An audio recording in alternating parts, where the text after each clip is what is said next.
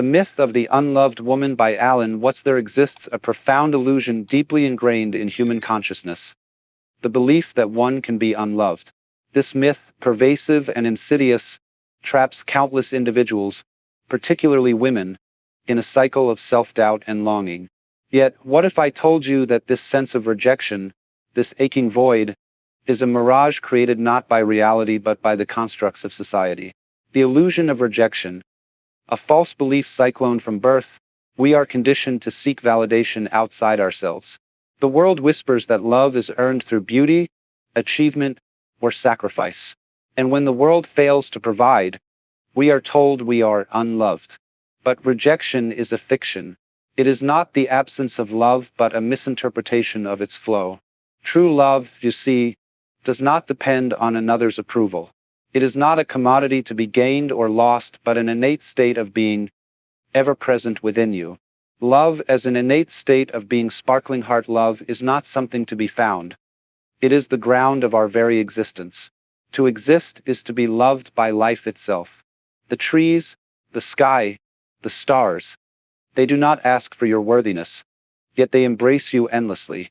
Why, then, do we seek in others what is already ours? This search arises from a fundamental misunderstanding, one perpetuated by a society that profits from our sense of lack. Breaking free from societal conditioning. Globe showing Europe, Africa. The world is a stage, and we, its actors, often perform roles assigned by the script of culture.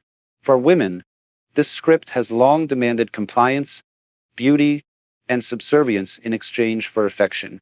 But this narrative is not truth. It is theater. To break free, one must awaken to the play. See the costumes, hear the lines, and understand that you are not the character but the actor. In this realization lies freedom. Rediscovering love through self-awareness. Self-awareness is the doorway to liberation. To know yourself as more than the labels, the roles, or the fleeting opinions of others is to rediscover the love that has always been yours. Look within, and you will find a wellspring of connection, a profound sense of belonging to all that is. Embracing your true essence. Sparkles. You are not unloved, because you cannot be unloved. You are life itself, and life loves without condition or reason. Embrace this truth, and the myth of rejection dissolves like morning mist under the sun. In your essence, you are love. And in recognizing this, you free not only yourself but everyone around you.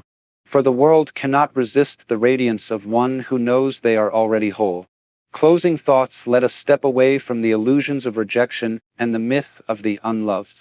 Instead, let us live from the heart of being, where love is infinite, unconditional, and always present. A woman's love, Watts might say, is not merely a feeling but an expression of the universe itself. It is the ebb and flow of nature, the nurturing force that gives life and sustains it. Society often tries to confine and define it through roles, expectations, and ideals, but love in its truest form cannot be bound. To love a woman, or to be loved by one, is to witness the essence of creation. A reflection of your own being, a reminder that love flows not from possession but from presence. Women, like all of us, are not seekers of love but embodiments of it.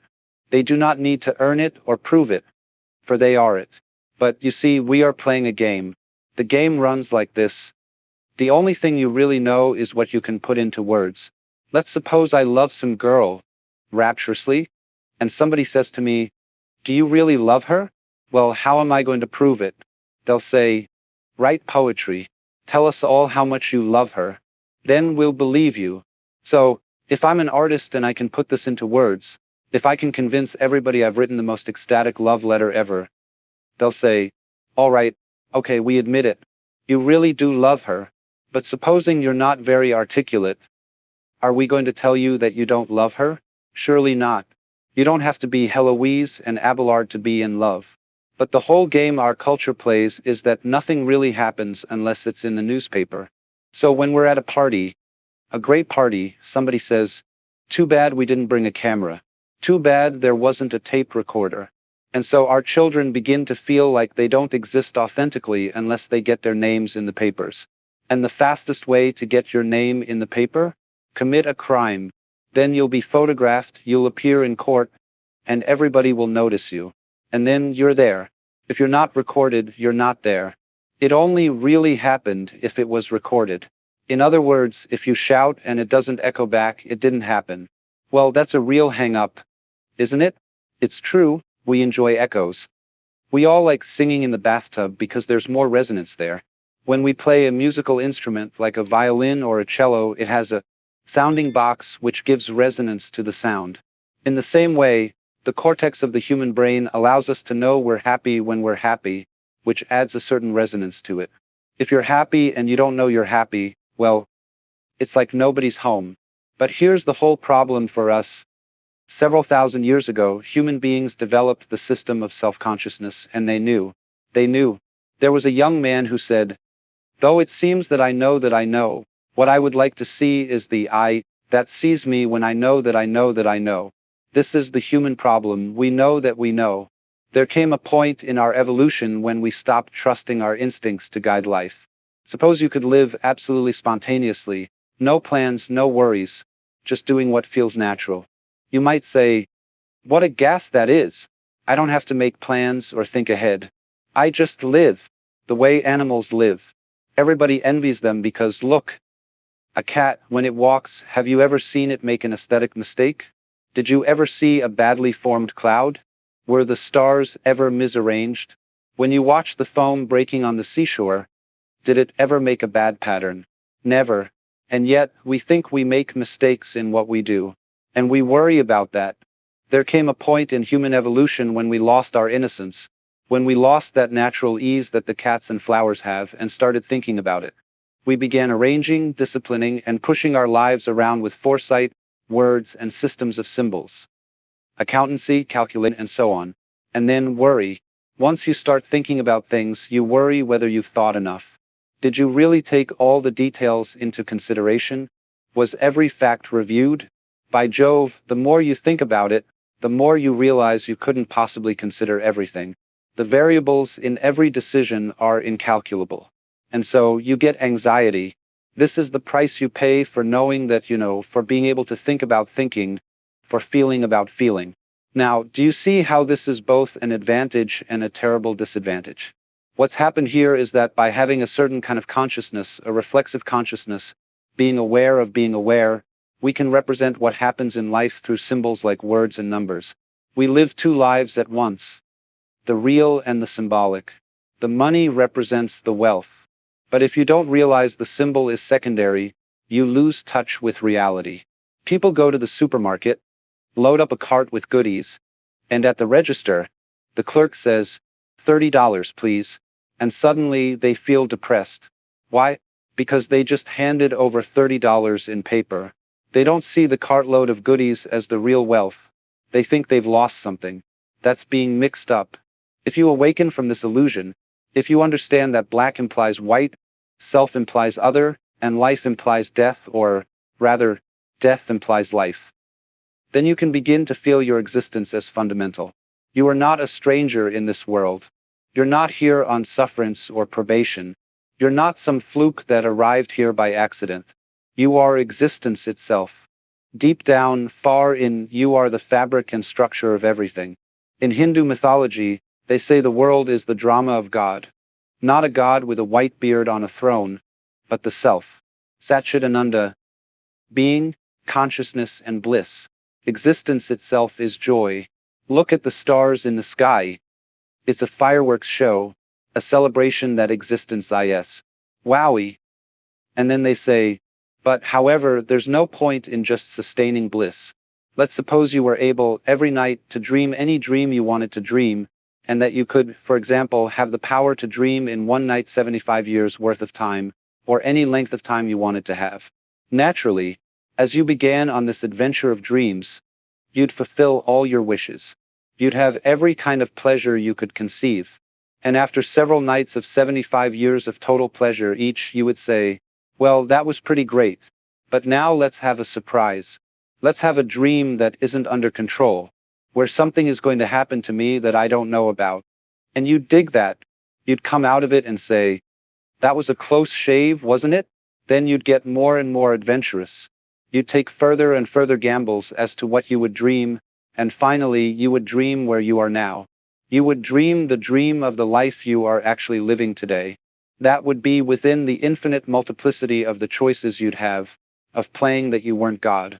Because the whole nature of the Godhead, according to this idea, is to play that it's not. The first thing God says to himself is, man, get lost. Because he gives himself away. The nature of love is self-abandonment, not clinging to oneself, but throwing oneself out. For instance, as in basketball, you're always getting rid of the ball. You say to the other fellow, have a ball. See? That keeps things moving. That's the nature of life. So in this idea, everybody is fundamentally the ultimate reality. Not God in a politically kingly sense, but God in the sense of being the self, the deep down basic, whatever there is. And you're all that, only you're pretending you're not. And it's perfectly okay to pretend you're not, to be perfectly convinced. Because this is the whole notion of drama. When you come into the theater, there's an arch and a stage. Down there is the audience. Everybody assumes their seats in the theater. They've gone to see a comedy, a tragedy, a thriller, whatever it is. They all know, as they come in and pay their admissions, that what's going to happen on the stage is not real. But the actors have a conspiracy against this because they're going to try and persuade the audience that what's happening on the stage is real. They want everyone sitting on the edge of their chairs, terrified, crying or laughing, absolutely captivated by the drama. And if a skillful human actor can take in an audience and make people cry, think what the cosmic actor can do. Why, he can take himself in completely. He can play so much for real that he thinks he really is. Like you sitting in this room. You think you're really here. Well, you've persuaded yourself that way. You've acted it so damn well that you know this is the real world. But you're playing it, as well the audience and the actor as one. Because behind the stage is the green room off scene, where the actors take off their masks. Do you know the word person means mask? The persona, the mask worn by actors in Greco-Roman drama, had a megaphone-type mouth to throw the sound out in an open-air theater. So the through and sona, what the sound comes through, that's the mask. How to be a real person. How to be a genuine fake. The dramatis persona at the beginning of a play is the list of masks that the actors will wear. And so, in the course of forgetting that this world is a drama, the word for the role, the word for the mask, has come to mean who you are genuinely, the person. Incidentally, the word person is derived from person, the person of the village, the person around town, the parson.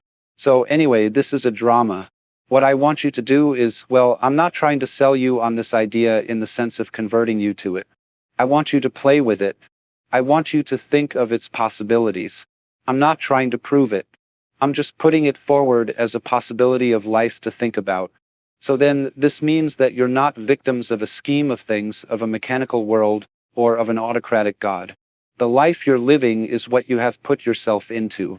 Only you don't admit it because you want to play the game that it's happened to you. In other words, I got mixed up in this world. I had a father who got hot pants over a girl, and she was my mother.